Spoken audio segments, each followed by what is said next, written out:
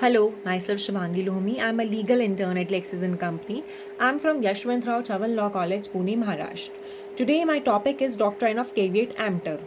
The rule of Caveat Emptor, which means let the buyer be aware, has been overridden by the rule of Caveat Venditor. Such change was required because of changing conditions of modern trade and commerce. The phrase Caveat Emptor is not used by judges very often nowadays. This doctrine is based on the principle that when a buyer is satisfied as to the product's suitability, then he is left with no subsequent right to reject such product. The caveat emptor rule originated many years ago in common law and over the times was undergone major changes. The exceptions of the doctrine started expanding with time as it was being given a concrete shape. Statement of caveat emptor. The principle of caveat emptor is explained in section 16 of Sale of Goods Act 1930, which states that there is no implied condition of warranty as to quality or fitness for any particular purpose of goods supplied. History of caveat emptor is explained in section 16 of no, 1 second.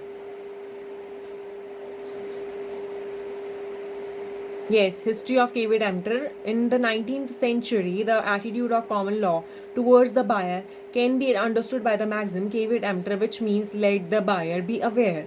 This maxim explains that a purchaser must carefully examine and judge what is best for him.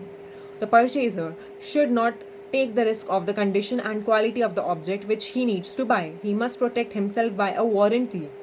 The philosophy behind the rule of caveat emptor basically was that buyer shall apply his own skill and judgment before buying.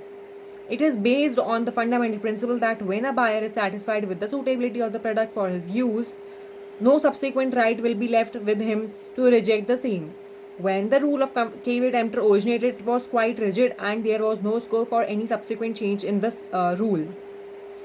In English Sale of Goods Act 1893, it is highly noticeable and evident that the seller's duties as to requirements of disclosure when a product is sold was minimal. There was no duty upon the seller to provide information, and proper examination of goods by the buyer was considered over and above any other duty.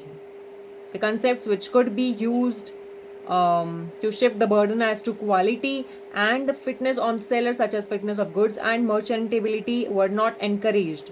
Another strong statement which was present in section 11, clause 1, subclause C in the said act, which mandated that the buyer could not reject the goods on any ground in cases where there was sale of a specific goods.